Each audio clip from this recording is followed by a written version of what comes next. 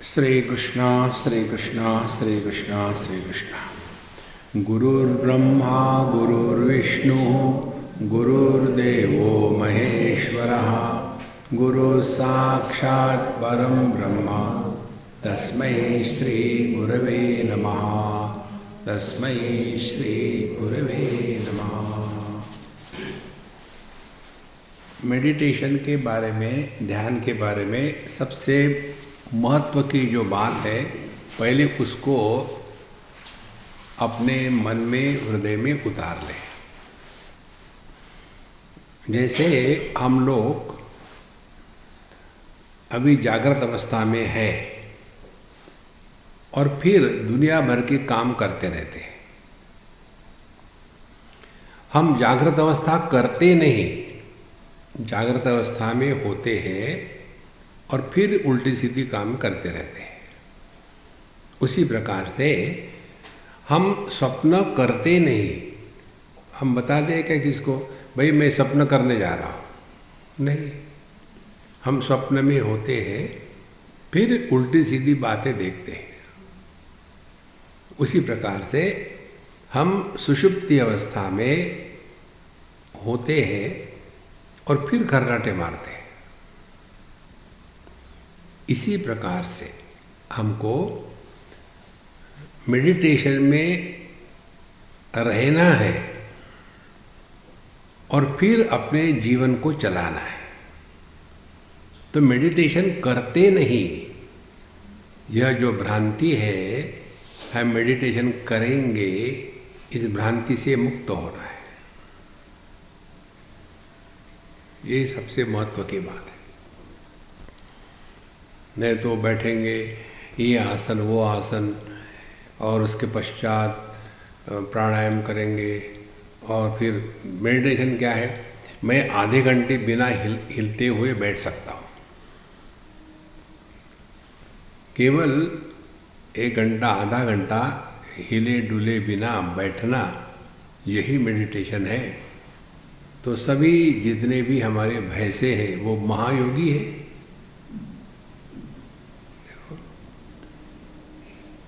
इसीलिए पहली जो भ्रांति है मेडिटेशन को लेकर के, मेडिटेशन करना है, इससे मुक्त हो जाओ। अब दूसरी महत्व की बात, मेडिटेशन जो करते हैं लोग, उसमें हमने जिसको महत्व दिया है उसी को लेकर के करते हैं। जैसे साधारण व्यक्ति देहात्म भाव में रहता है, तो उसके लिए मेडिटेशन क्या होगा, देह को लेकर के, मैं ये आसन कर सकता हूँ, मैं वो आसन कर सकता हूँ, शीर्षासन कर सकता हूँ, 64 आसन कर सकता हूँ, और फिर वो वही रुक जाता है देहात्म भाव होने के कारण।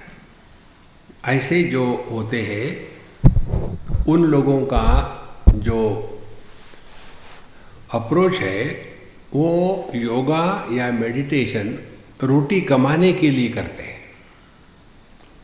थोड़ा बहुत योगा सीख लिया इधर उधर में, कहीं जॉब कर मिल गया, फिर 1-to-1 yoga training, 1-to-1 yoga teacher, जैसे ट्यूटर होते हैं ना बच्चों को पढ़ाने के लिए 1-to-1, वैसे फिर उसमें उनको जितना पैसा मिल जाता है खुश हो गए, बस वही।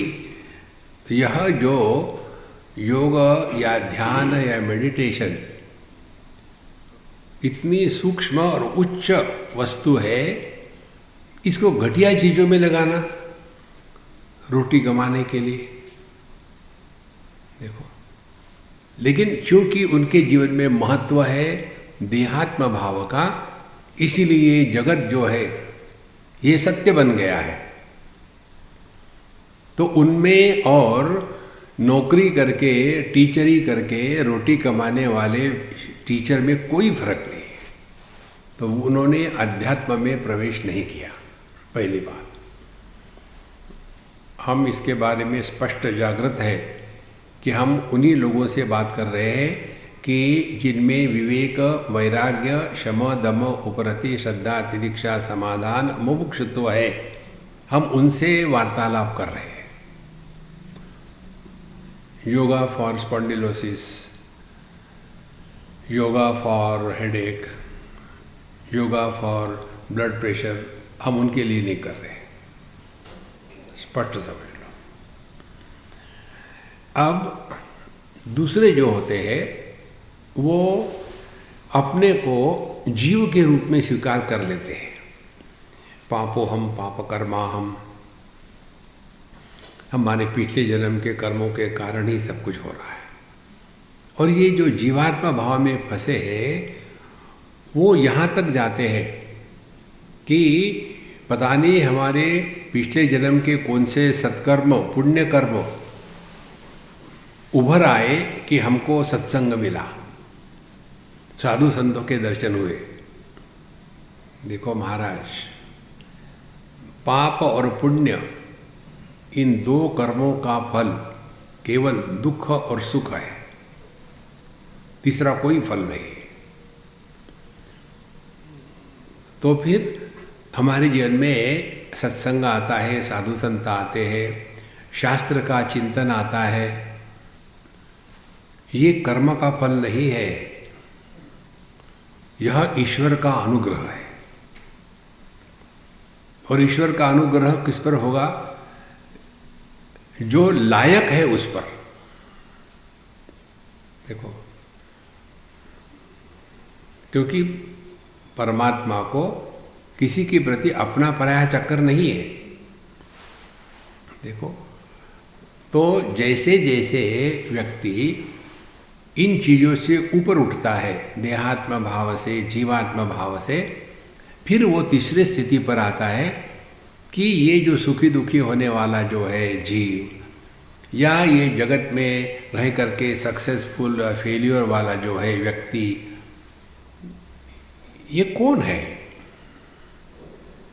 तो जब चिंतन शुरू हो जाता है कि मैं कौन हूँ, ये दुनिया क्या है, अध्यात्म किसको कहते हैं, क्या किसी का दान धर्म करना, किसी को खाना खिलाना, क्या यही सब कुछ है, या घंटी बजा के पूजा करना यही सब कुछ है? क्या है जीवन?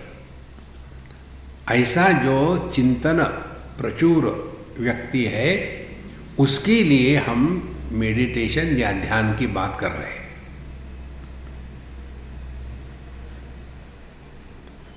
यदि ऐसे हम हैं तो ये जो अनावश्यक बातें होती है ना, उससे हम ऊपर उठ जाएंगे।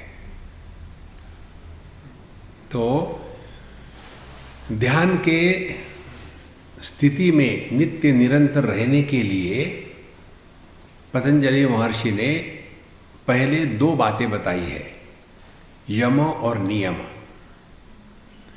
यम साधना का तात्पर्य है हम जगत के साथ ऐसे रहे कि जगत हमारे लिए समस्या नहीं है और हम जगत के लिए समस्या नहीं है। ये यदि शुरू किया तो हमने ध्यान का अभ्यास शुरू किया है। नॉर्मली क्या होता है, आधा घंटा meditation, rest of the day frustration. वो ध्यान नहीं, वो ध्यान का कार्टून है। हमको ध्यानमय जीवन जीना है। तो जगत के साथ रहे, जगत समस्या नहीं हमारे लिए और हम जगत के लिए समस्या नहीं। पहली बात ध्यान की। और ये केवल आधे घंटे का काम नहीं है, ये 24 घंटे में 24 घंटे का काम है। और एक दिन का नहीं, एकादशी के दिन उपवास, बाकी सब बदला निकाल लेना नहीं। देखो संतो, फिर दूसरी बात ध्यानमय जीवन की है, वो है नियम साधना। नियम साधना क्या है? हम अपने लिए ही बड़ी समस्या है। हम सभी स्वयं के कारण जितने परेशान और दुखी होते हैं, वो अन्य के कारण नहीं होते। समझो मैं किसी व्यक्ति के कारण परेशान हूँ तो वहाँ से निकल जाऊँगा। किसी परिस्थिति के कारण दुखी हूँ तो परिस्थिति में परिवर्तन करेंगे। किसी स्थान के कारण परेशान हूँ तो स्थान परिवर्तन करेंगे। लेकिन जब मैं अपने ही कारण परेशान हूँ तो जाऊँ कहाँ? देखो, इसीलिए नियम साधना में हम अपने लिए परेशानी नहीं बनते। और उसके लिए पतंजलि महर्षि कहते हैं शौच संतोष तपस्वाध्याय ईश्वर प्रणिधानानि नियमाः। शौच बाहर की साफ सफाई, जो व्यक्ति अपने बाहर की साफ सफाई रखता है वही अंदर की साफ सफाई कर ध्यान दे सकता है। देखो, बहुत महत्व की बात है। और अंदर की सफाई क्या है? अंदर की सफाई है ना काहू से दोस्ती ना काहू से बैर।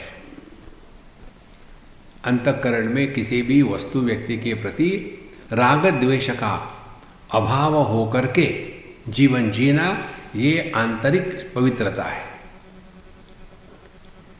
तो शौच बाहर की साफ सफाई, अंदर का पावित्र्य, किसी के प्रति राग द्वेष नहीं, जो है वो ठीक है। देखो, फिर संतोष का तात्पर्य है कि ये समझ कि जो हमारे उद्धार के लिए आवश्यक है वह प्रभु हमको प्रदान करते हैं। कौन सा पेड़ कहाँ ठीक बढ़ेगा ये निर्णय पेड़ नहीं लेता, ये प्रकृति लेती है। ध्यान से सुनना, कौन हमारे माँ बाप होंगे इसका निर्णय हम नहीं लेते। ये तो स्वीकार कर लेते हैं, अगली बात स्वीकार नहीं करते। तो जैसे हमको अपने माँ बाप को चूज करने का स्वातंत्र्य नहीं है, इसी प्रकार से हमको कौन बच्चे होंगे इन बच्चों को भी सिलेक्ट करने का स्वातंत्र्य हमको नहीं है। देखो कितनी महत्व की बात है। तो हम माँ बाप को जैसे वैसे स्वीकार करते हैं, बच्चे जैसे वैसे स्वीकार करो। माने क्या? माँ बाप को लेकर परेशान नहीं हो, उसी प्रकार से बच्चों को लेकर के परेशान ना हो। संतोष, ये माँ बाप की चक्कर ये है, आप तो एक एक ही हो ना, मैंने हजारों माँ बाप देखे। अपने बच्चों का कंपैरिजन, तुलना अन्य बच्चों के साथ करते हैं। इससे बड़ा भगवान के प्रति विद्रोह और कुछ नहीं है।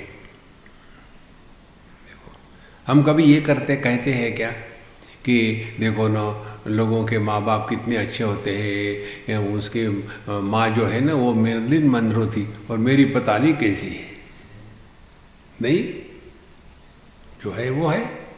उसी प्रकार से हमारे लिए वही माँ बाप और वही बच्चे मिलते हैं जिसके संपर्क में हमारा उद्धार हो सकता है। देखो, आप पति पत्नी का तो चॉइस सोचो, क्या हमने चॉइस किया है? कोई चॉइस नहीं होता। ये ऊपर से लिख करके आता है कौन कहाँ फिट होने वाला है।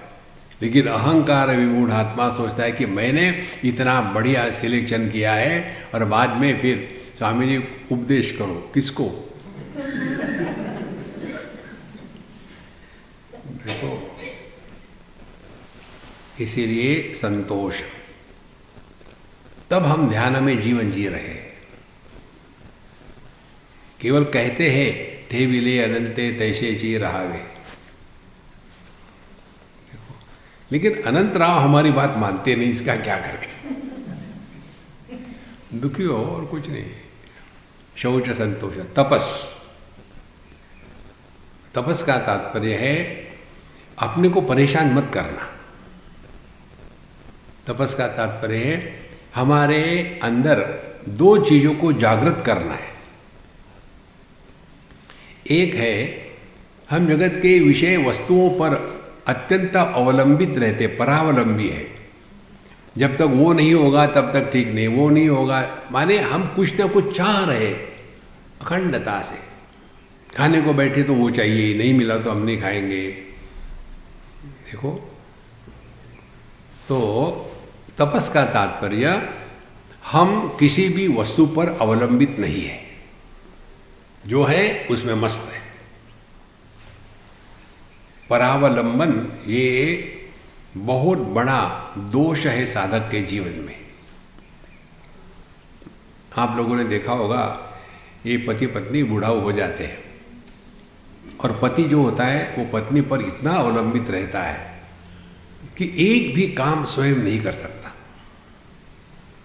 हर चीज के लिए पत्नी चाहिए। यहाँ तक के बूढ़ा होने के पश्चात ये भी पूछेंगे, मैं आज ये पैंट पहनूं क्या? पत्नी कहती, काहे को पहनते हो, वैसे ही जाओ ना। हम कल्पना करके नहीं बोले, देखते हैं। आज मेरा वॉक करने का मूड नहीं कर रहा, मैं जाऊं क्या वॉक करने? निकल जाओ घर से। हाँ जो ठीक है। धीरे धीरे वो डांट खाने की आदत पड़ जाती है। इतना परावलंबन। देखो, इसीलिए हम जितने भी कैंप होते हैं ना, उसमें हम यही बताते हैं, पति पत्नी एक कमरे में रहेंगे तो वहाँ संसार शुरू करेंगे।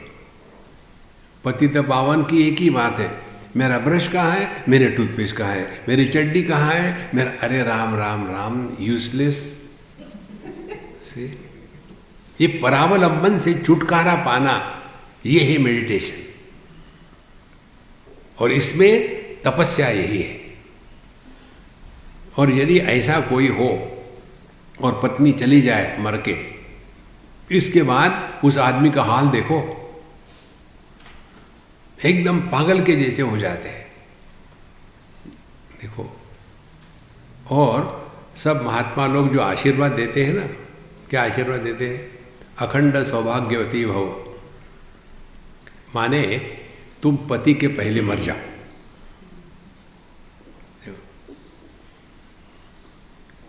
और फिर पति का क्या होगा, मुझे क्या फर्क पड़ता है? फर्क पति को पड़ेगा। देखो महाराज, तो ये परावलंबन से मुक्त होके जीना, यह ध्यान है, यह मेडिटेशन है। उसके बाद तपस्या का दूसरा रूप है आत्मविश्वास। जब तक के हमारे हृदय में आत्मविश्वास जागृत नहीं होता, हम जीवन में कुछ भी नहीं कर सकते। ये कहना कि हमारा भगवान पर विश्वास है लेकिन आत्मविश्वास नहीं है, इसको कहते हैं वदतो व्याघात दोष। माने ये ऐसा ही है, कोई आदमी कहे कि मेरे मुख में जिह्वा नहीं है। जो कहेगा मेरे मुख में जिह्वा नहीं है, उसके मुख में जिह्वा है तभी तो कह रहा है, और जिसके मुख में जिह्वा नहीं होगी वो कहेगा ही नहीं। इसी प्रकार ये कहना, नहीं मेरा भगवान पर विश्वास तो है लेकिन आत्मविश्वास नहीं है। देखो महाराज,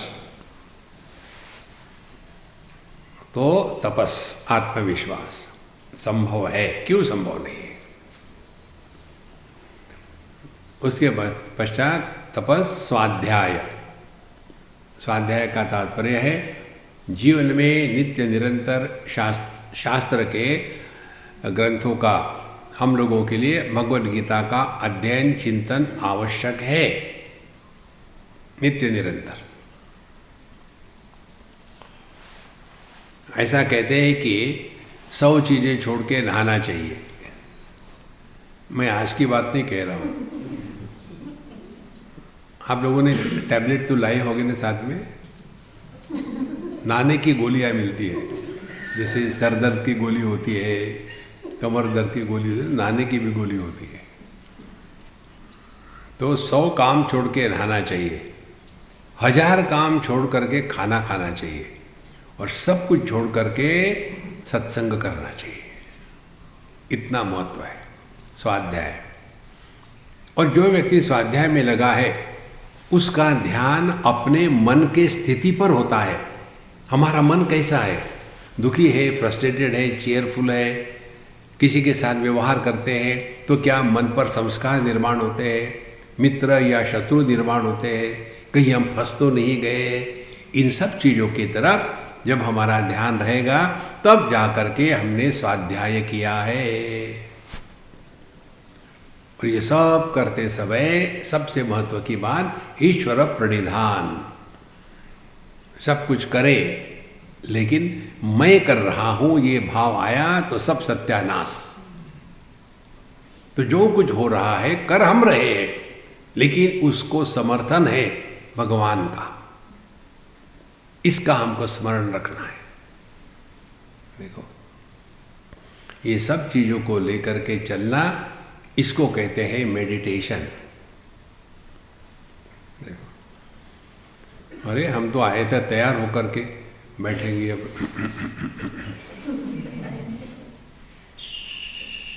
ये तो आपके प्रवचन ही चल रहे, मेडिटेशन से शुरू ही नहीं हुआ।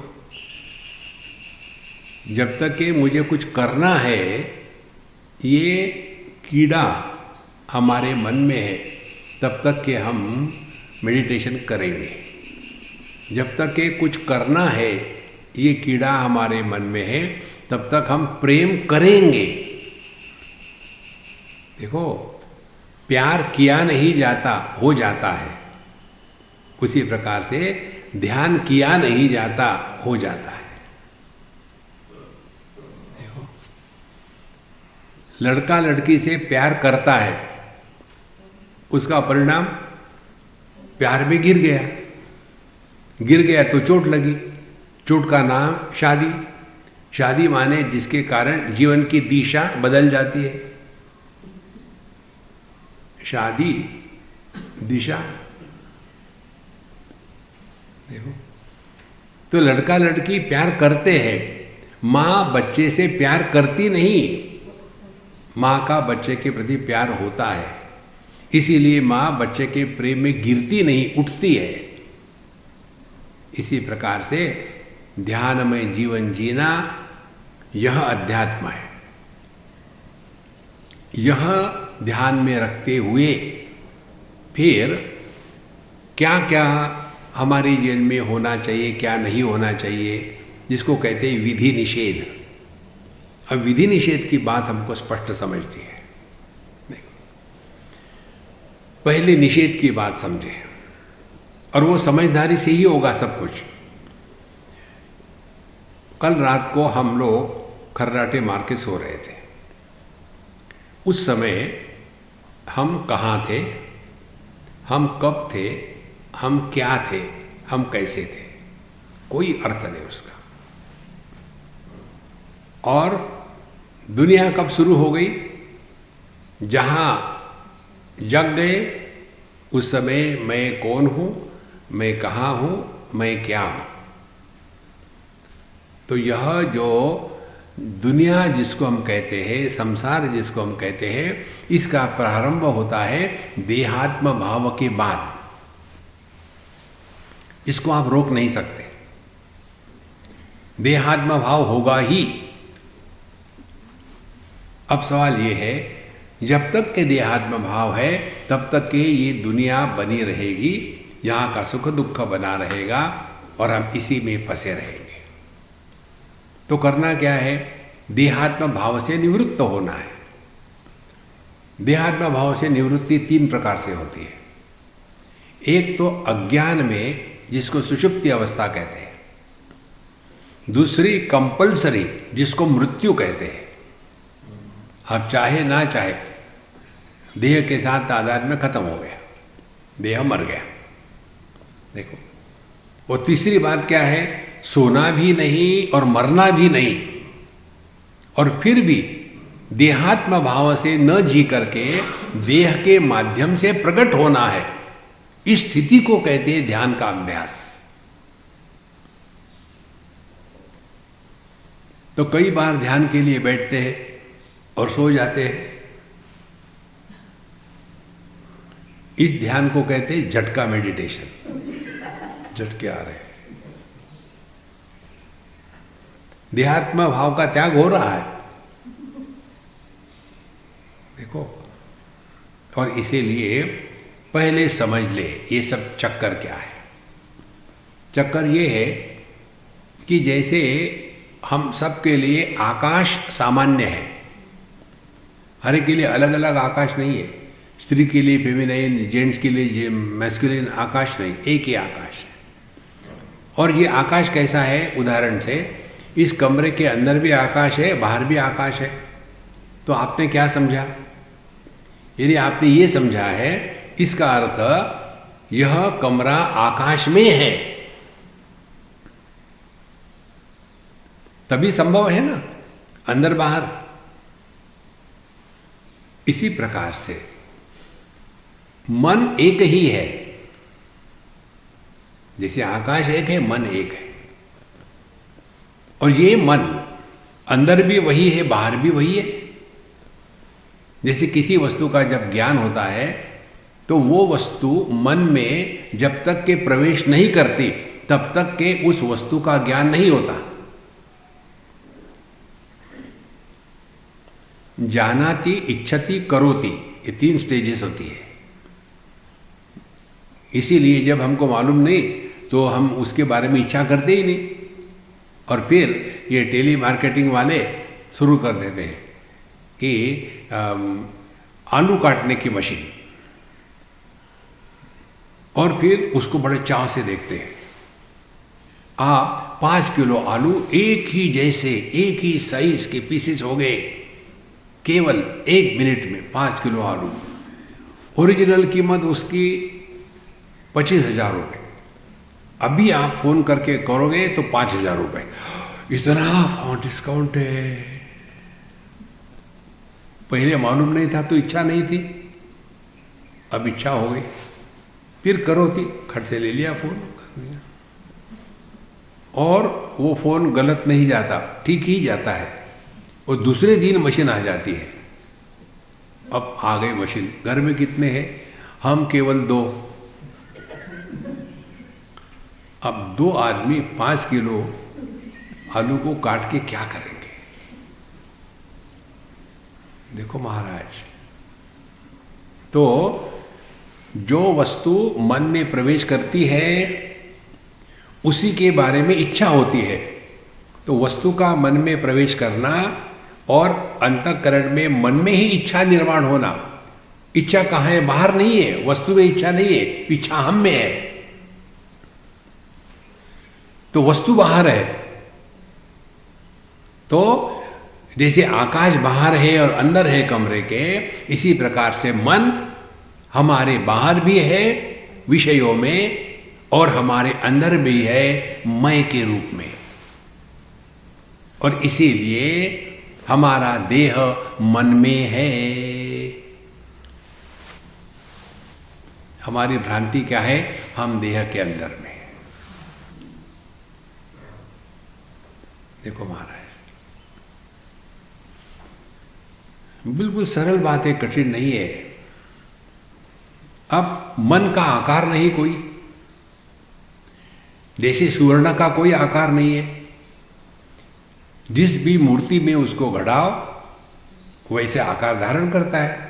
इसी प्रकार से मन का अपना कोई आकार नहीं। उसी मन ने जब एक देह को स्वीकार किया तो उस मन ने देह का आकार धारण कर लिया।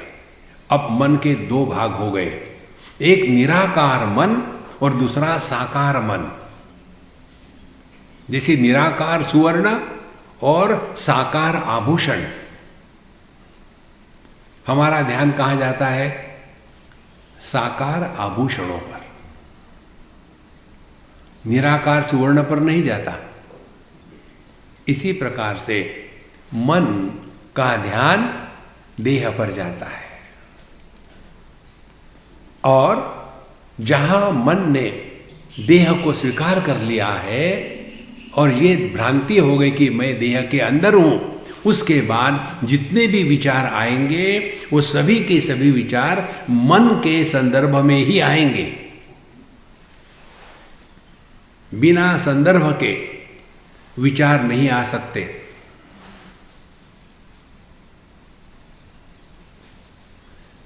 आप पति बनो तो पत्नी के विचार आएंगे, पत्नी बनो तो पति के विचार आएंगे, माँ बाप बनो तो बच्चों के विचार आएंगे, बच्चे बनो तो माँ बाप के विचार आएंगे। कुछ मत बनो,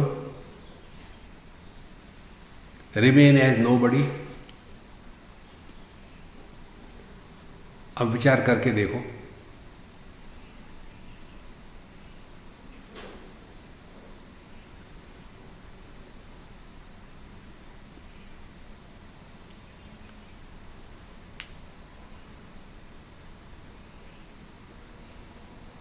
हमने कुछ किया नहीं, केवल समझदारी। यदि ये बात स्पष्ट हो गई हो कि विचार हमेशा किसी संदर्भ से आते हैं और संदर्भ होता है देहात्म भाव से। जब मैं देह हूं तो मेरी पत्नी, मेरे बच्चे, मेरी माँ, मेरे बाप, मेरा देश, मेरा धर्म, मेरी प्रॉपर्टी, मेरे दोस्त, मेरे दुश्मन, जहां देहात्म भाव खत्म हो गया ये सब रेफरेंसेस गायब हो गए। एक भी रेफरेंस नहीं है तो मन में विचार आ ही नहीं सकते।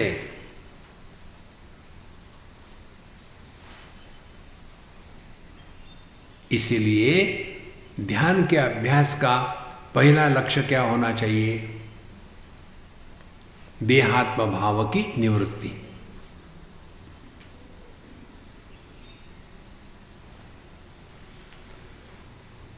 जिसके द्वारा देहात्म भाव की निवृत्ति होगी वो ध्यान का अभ्यास। तो दो बातें हो गई अभी तक, एक ध्यानमय जीवन और दूसरा ध्यान का अभ्यास। अब ध्यान के अभ्यास में हमको देहात्म भाव से निवृत्त होकर के रहना है। लेकिन सवाल यह आता है, क्या बिना देह के साथ तादात्म्य किए हम रह सकते हैं? फिर अपने अनुभूतियों का विश्लेषण करो। स्वप्नावस्था में इस देह से हमको कुछ लेना देना नहीं, सुषुप्ति अवस्था में हमको इस देह से कुछ लेना देना नहीं, फिर भी हम रहते हैं ना। माने देह के कारण हम नहीं है, हमारे कारण देह है।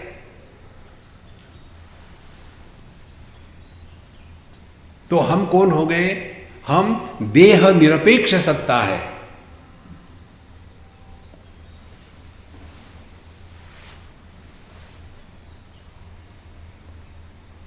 यदि ये बात गले उतर गई हो ना कि हम देह निरपेक्ष सत्ता है, तो अंतःकरण से मृत्यु के विचार हमेशा के लिए समाप्त हो जाएंगे।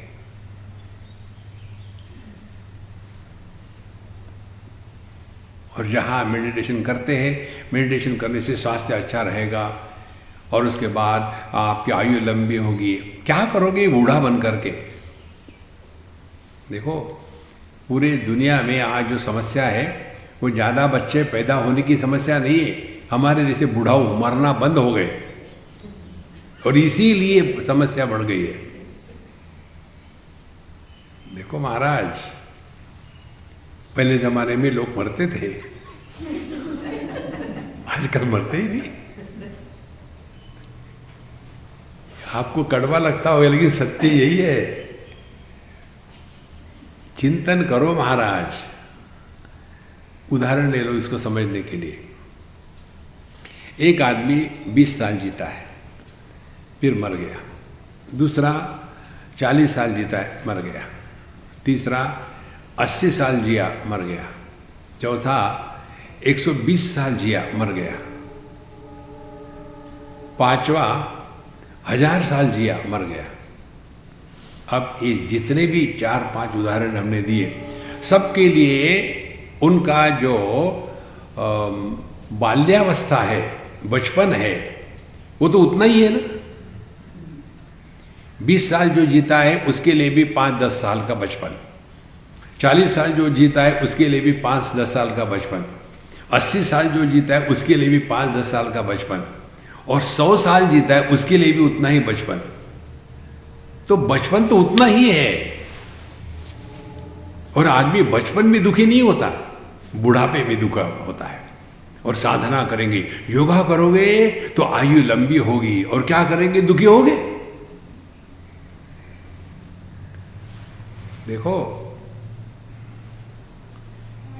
ये जितने शास्त्र है ना हमारे, पिछला जन्म, ये जन्म, अगला जन्म, इसका तात्पर्य एक ही है कि आप एक अखंड सत्ता हो। इस देह के निर्मित के पूर्व आप थे, इस देह में आप हो, देह नष्ट होने के बाद फिर दूसरा देह धारण करके आप परेशान हो जाओगे। तो मरे कब? यदि ध्यानाभ्यास का तात्पर्य मृत्यु के भय से निवृत्ति ये आपने पकड़ लिया है, तब आप ध्यान समझ रहे हो।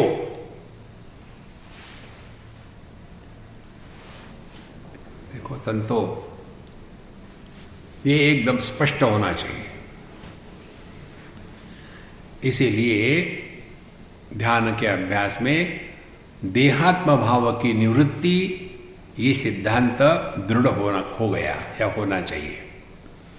अब सवाल ये आता है कि यदि हम देहात्म भाव से निवृत्त हो गए, माने मैं देह हूं, ये अस्वीकार कर दिया, और इस अस्वीकार करने के लिए ही हमको हमारे कर्म कांड में बताते हैं ये कर्म का सिद्धांत। पिछले जन्म के पाप पुण्य का फल इस जन्म में सुख दुख है। तो कहने का तात्पर्य क्या हो गया, हम ये देह निरपेक्ष है। तो यदि हम देह निरपेक्ष है, अब खेलना शुरू करो, मेडिटेशन करो मत, मेडिटेशन खेलना शुरू कर दो। कैसे? बैठे आराम से, जैसे बैठे, कुर्सी में बैठे, बिस्तर में बैठे हो, कुछ कहीं भी बैठे हो, बैठे आराम से, और अब खेलना शुरू कर दो। देह से अलग होना माने क्या? चिंतन करो। तो पहले सुवर्ण आभूषणों से अलग है माने क्या? माने सुवर्ण और आभूषणों में फर्क क्या है? सुवर्ण का आकार नहीं, आभूषणों के आकार है। सुवर्ण निराकार है। उसी प्रकार से देह से अलग है, अन्य है, निरपेक्ष है। इसका अर्थ क्या हो गया? देह का आकार है, और जो देह से निरपेक्ष है वो निराकार है। अब खेलना शुरू कर दो। बिना आकार के अनुभव कैसा होगा?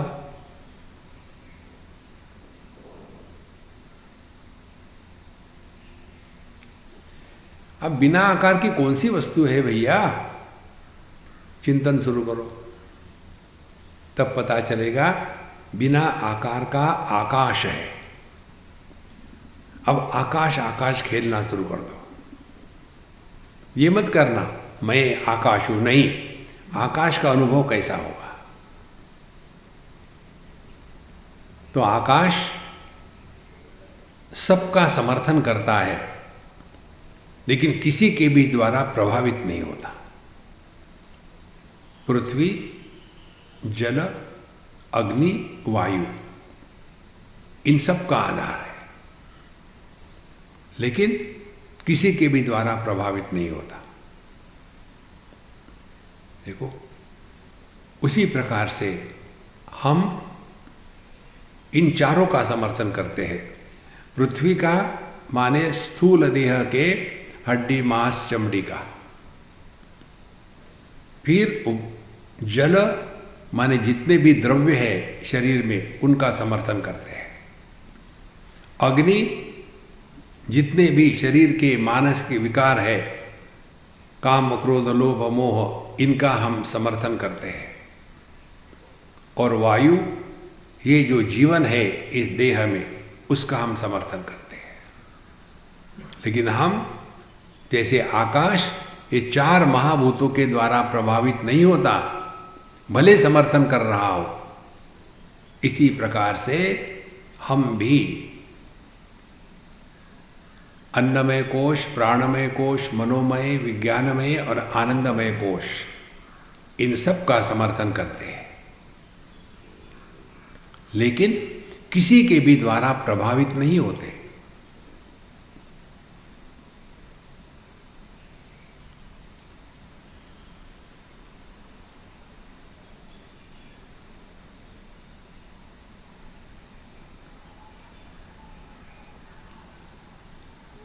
पृथ्वी जब घूमती है अपने अगल बगल में और सूर्य के अगल बगल में, तो आकाश पर खरोंच नहीं आती।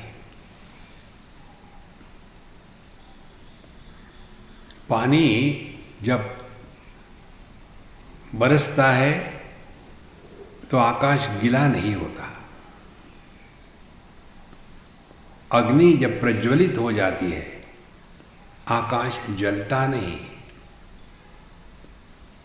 और वायु का तूफान जब आता है तो आकाश उड़ के नहीं जाता।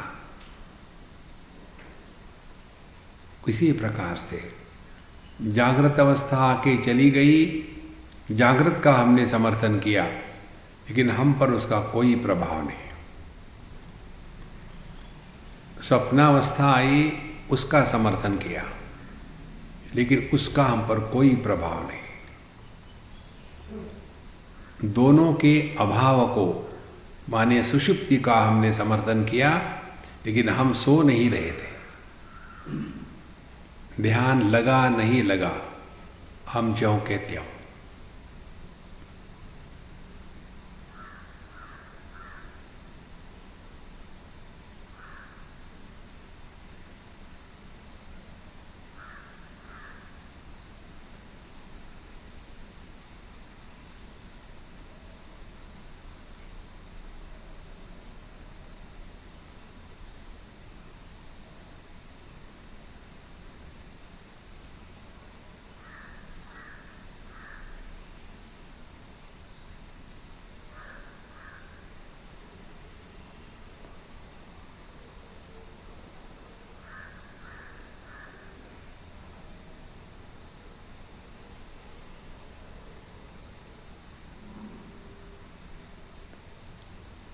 मन पूरी तरह से निराकार हो गया। माने इस कमरे का आकाश और महाकाश ये एक ही है। ये जानने के लिए कमरे को तोड़ने की आवश्यकता नहीं। इसी प्रकार से ये दुनिया और दुनिया को जानने वाला मैं, इनके एकत्व को पहचानने के लिए शरीर का त्याग करने की आवश्यकता नहीं।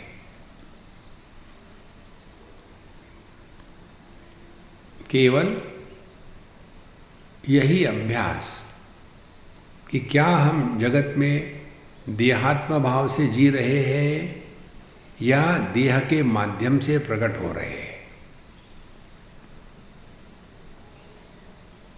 देहात्म भाव से जिएंगे तो काम, क्रोध, लोभ, मोह, मद, मात्सर्य इसका प्रभाव होगा। जगत के वस्तुओं के प्रति संग्रह बुद्धि होगी। और यदि देह के माध्यम से प्रकट हो रहे हैं लेकिन देहात्म भाव से नहीं, तो अपने आप ये जो षड विकार है, काम, क्रोध इत्यादि वस्तुओं के प्रति आकर्षण और संग्रह अपने आप शांत हो जाता है।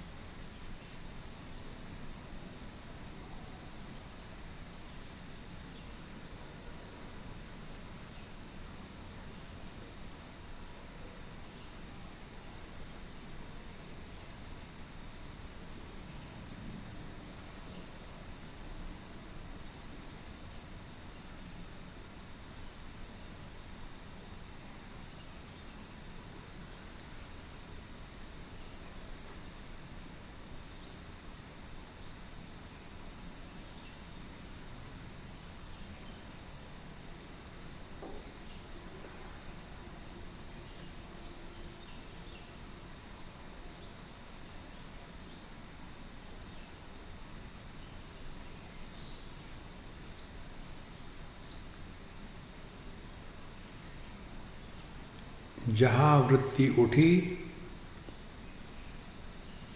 वहाँ हम कुछ बन गए हैं, कुछ बनो मत।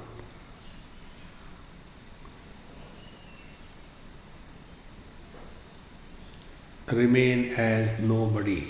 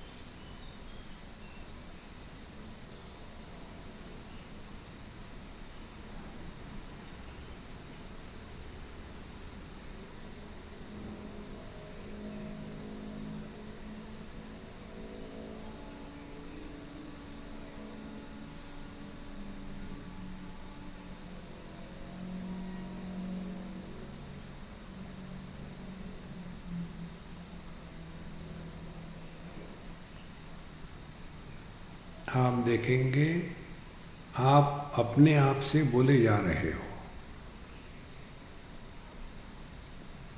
अपने आप से मत बोलो।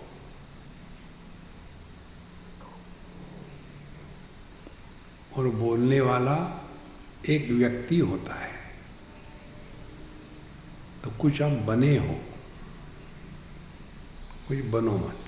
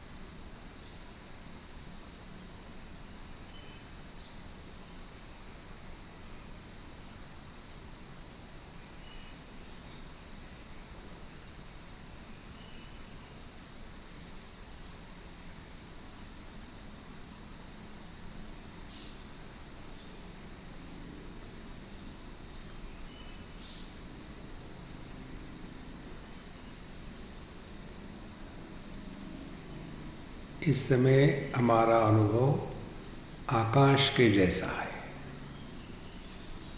इसका कोई आकार नहीं, विकार नहीं, प्रकार नहीं, संस्कार नहीं, अहंकार नहीं।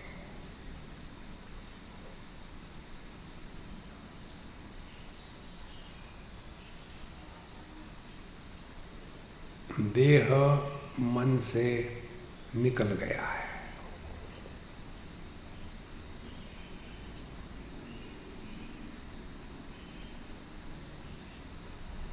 इसीलिए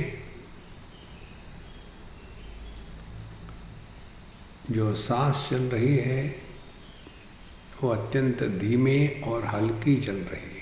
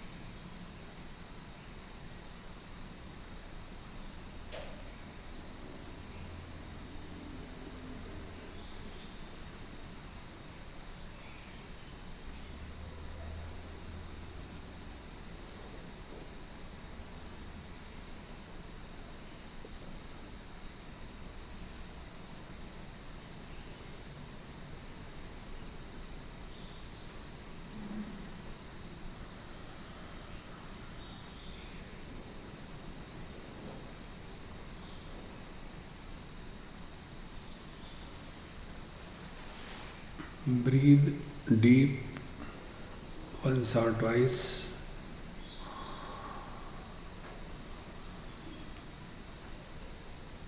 Move your fingers and toes.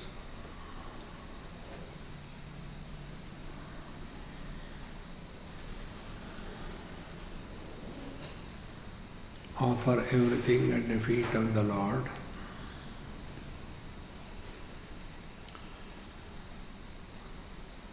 Om Purnamadah Purnamidam Purnat Purnamudachyate Purnasya Purnamadaya Purnamevavashishyate. Om Shanti Shanti Shanti. Hari Om. Shri Gurubhyo Namaha. Hari Om.